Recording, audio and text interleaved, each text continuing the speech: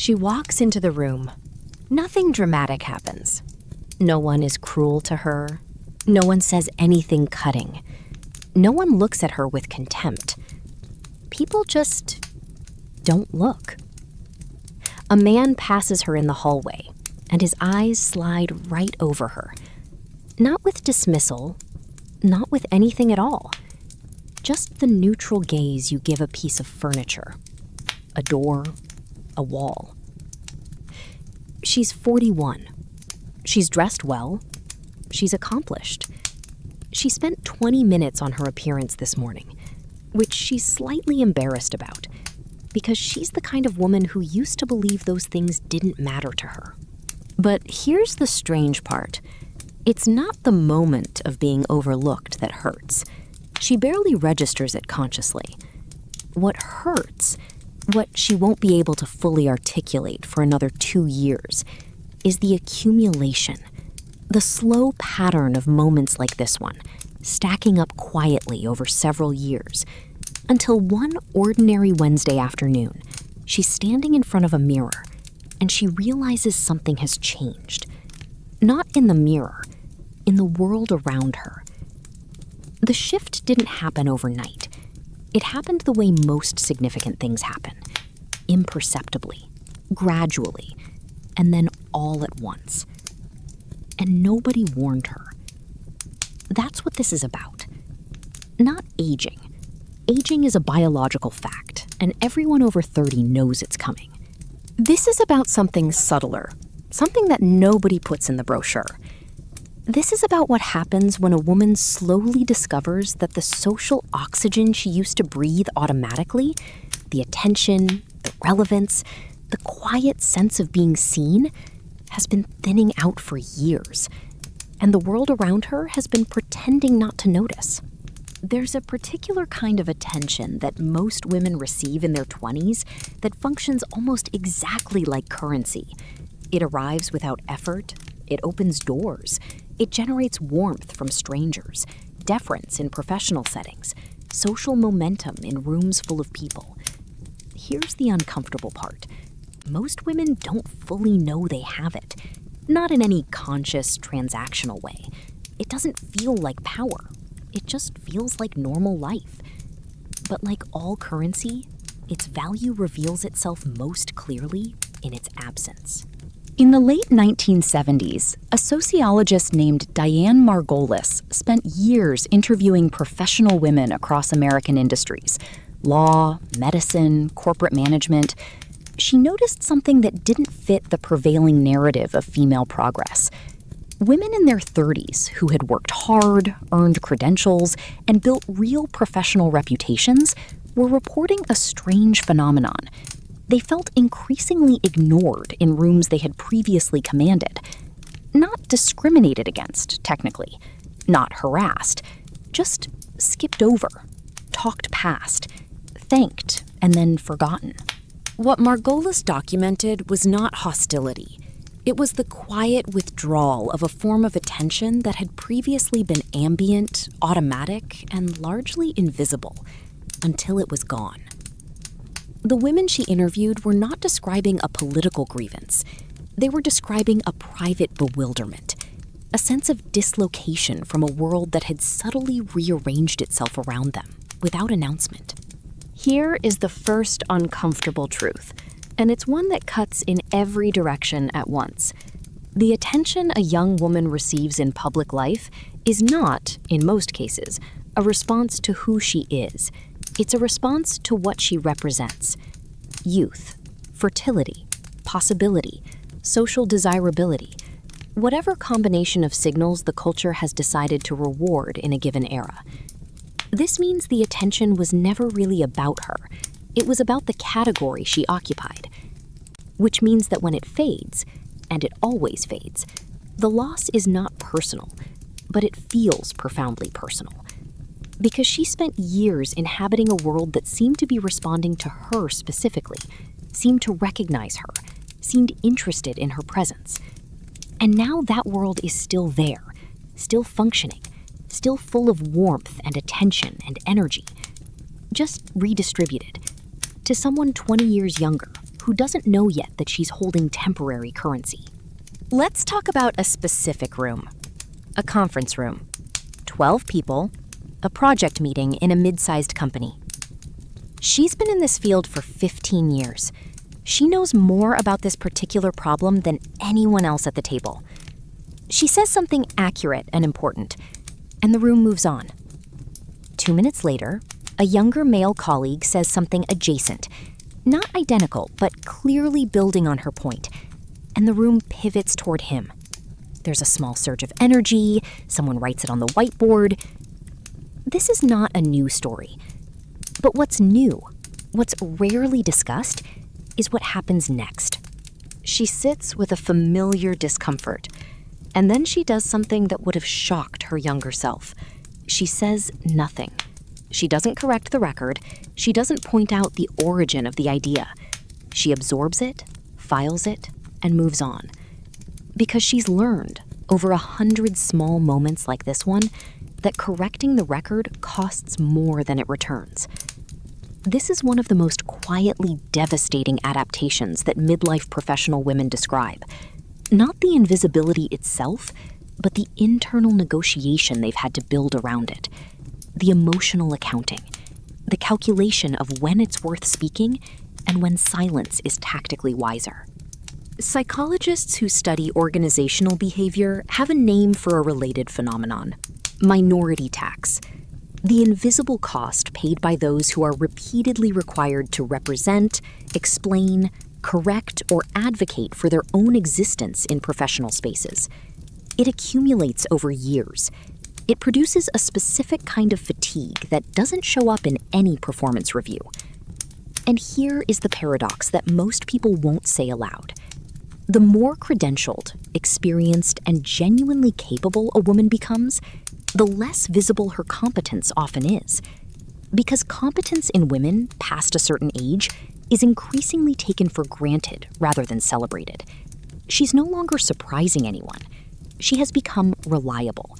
And reliable, in a culture that rewards novelty, is almost the same as invisible. There's a particular kind of loneliness that exists inside marriages. Not the loneliness of conflict, not the loneliness of being with someone you hate. Something more disorienting. The loneliness of being with someone who no longer looks at you with any particular interest. Not with cruelty, not with contempt, just with the mild, incurious gaze of someone who believes they already know everything worth knowing about a person, who has stopped asking questions, who has stopped being surprised. She's changed, objectively, in the last decade. She's read things, survived things, discovered things about herself. She's become arguably more interesting than she was at 28. But the person across the dinner table from her stopped taking new readings somewhere around year 7. This is not unusual. Long-term relationships do this to people of all genders.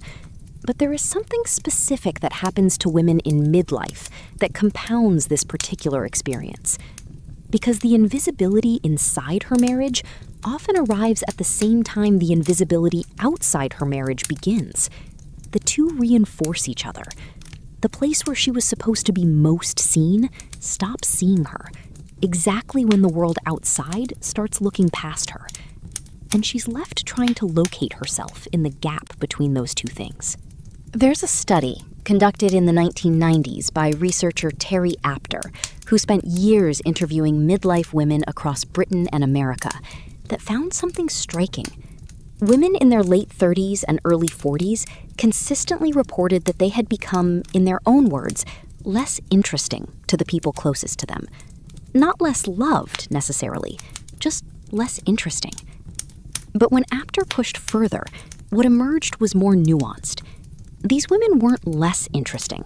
They had, in many cases, become more interesting, more psychologically complex, more self-aware, clearer about what they actually wanted and thought. What had happened was that the people around them had stopped updating their picture. They were living with a 10-year-old photograph of a person who no longer existed. Here is something nobody says at baby showers.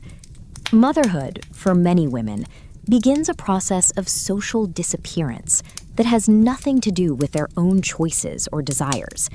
It happens through 1,000 tiny external transactions that slowly redefine who they are to everyone around them.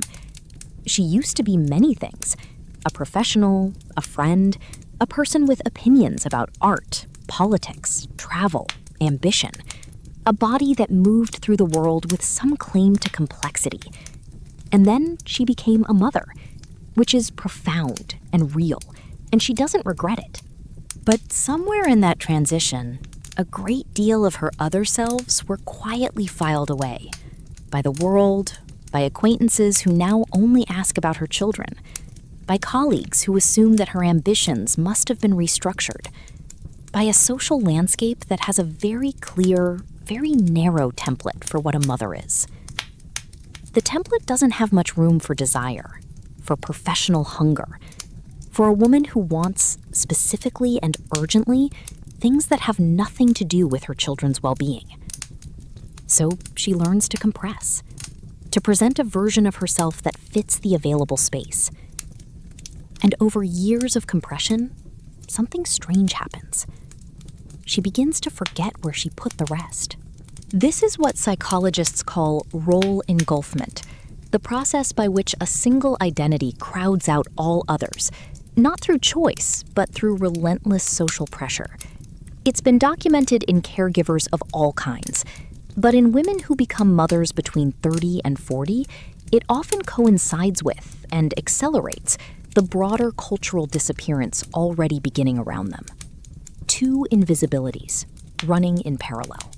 In the early 2000s, a British anthropologist named Robin Dunbar, best known for theorizing about the cognitive limits of human social networks, noted something in his longitudinal data that he considered something of an aside. Women in their early 40s reported a marked decrease in the number of people who initiated social contact with them, compared to their late 20s and 30s. Not people they'd lost touch with deliberately, just people who had, without explanation, stopped reaching out. Dunbar attributed this partly to the restructuring of social networks around life stages.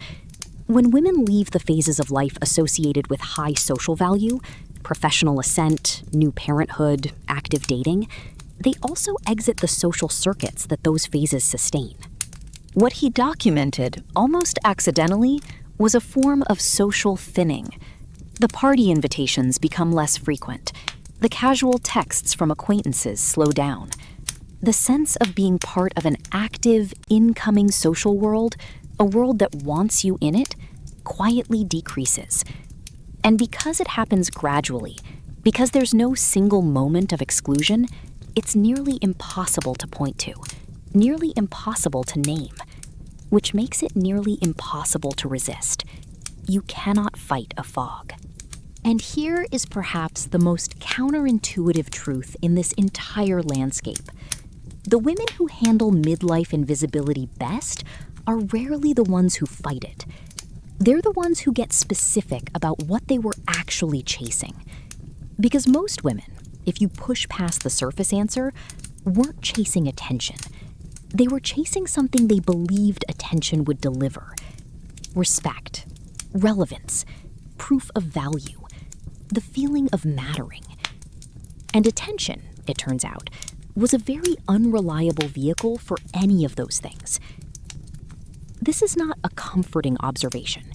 It doesn't make the loss hurt less, but it does begin to locate the loss more precisely. The woman who is grieving her visibility isn't always grieving attention.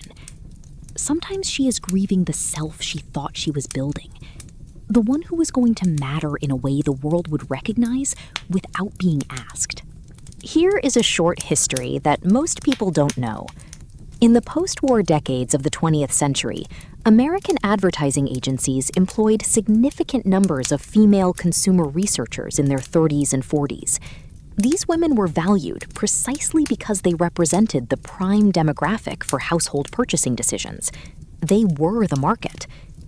By the late 1970s, the industry had started systematically replacing this demographic with younger women in their 20s. not because consumer behavior had changed, but because the image of who should represent aspiration had shifted. The researchers who remained found themselves producing research that told companies their most economically powerful consumers were also their least interesting ones to portray. The advertising industry didn't just make midlife women less visible in culture, it made them economically invisible to the industries most dependent on their spending. And culture follows image, always. When a demographic is consistently absent from the images a society circulates about itself, when they appear only as punchlines or cautionary tales or background characters in someone else's story, that absence becomes normative, expected, invisible, even as invisibility. The women who grew up watching this weren't watching it critically. They were absorbing it the way you absorb the rules of a language, implicitly, before you're old enough to question the grammar. So when they reach midlife and the disappearance begins, there is often a layer of shame underneath the bewilderment. A voice that says, "You knew this was coming. You just thought you would be the exception." There's a pattern that keeps surfacing in the research on midlife women's well-being, and it's almost never the pattern people expect. The women who report the highest levels of satisfaction in their late 40s and 50s are not, predominantly, the ones who successfully maintained their visibility, not the ones who fought hardest against the cultural current. They are, disproportionately, the ones who stopped negotiating with the current entirely, who found, or built, or stumbled into, something that asked different questions of them. Something that didn't care how old they were, because it required something the culture hadn't yet thought to commodify. Depth, experience, the specific knowledge that comes from having survived things. A woman who ran a failing nonprofit for 12 years told a researcher she'd never felt more powerful than in her late 40s. Not because the world was paying more attention to her, because she'd stopped needing it to. That sounds like a greeting card. It isn't. What she described was not peace, not acceptance in any soft sense. It was a kind of cold clarity, a precision about what she was actually doing and why. A specificity that only becomes available after you've burned through enough false answers to know what the real question is. Not every woman finds this. Many don't. The loss of visibility can calcify into bitterness, into contraction, into a life built around managing an injury rather than building past it. But the ones who do find it describe something consistent. They describe the strange freedom of no longer being a public object. There's one final thing worth saying, and it's the thing that almost nobody says to young women. The attention was never neutral. The visibility that women receive in their youth and early adulthood is real, but it is attached. It comes with expectations about behavior, about agreeableness, about smallness, about not wanting too much, not demanding too loudly, not occupying too much space. The woman who is young and visible is also being watched, being evaluated, being managed, sometimes subtly, sometimes not, toward a set of behaviors that make other people comfortable. The woman who becomes invisible in midlife loses a real thing, but she also loses the surveillance that came with it. And some women, not all, not even most, but enough that it keeps appearing in the research, describe something that takes years to arrive, but lands with surprising force: relief. Not because they wanted to disappear, but because they discover on the other side of disappearance that they are still there, still coherent, still capable of being known, deeply, specifically, actually known by the people who choose to look. And they begin to understand something that no one told them at 25, when the attention was plentiful and felt like confirmation of something important. Visibility and value were never the same currency. They looked identical for a while. The world kept them in adjacent pockets, and it was easy to confuse them. But value was always the sturdier thing, the The one that didn't depend on a room full of people to make it real. This is not a happy ending. Not in any simple sense. The disappearance is real. The loss is real. The ways the culture fails midlife women, ignores them, flattens them, shuffles them toward irrelevance before their time, are real and wrong and worth naming clearly. But the other thing is also real. Somewhere inside the experience of becoming invisible, a question forms. A question that the noise of being seen had always drowned out. Who are you, exactly, when nobody's watching? For some women, that question is devastating. For others, quietly, privately, without anyone handing them a trophy for it, it turns out to be the most interesting question they've ever been asked.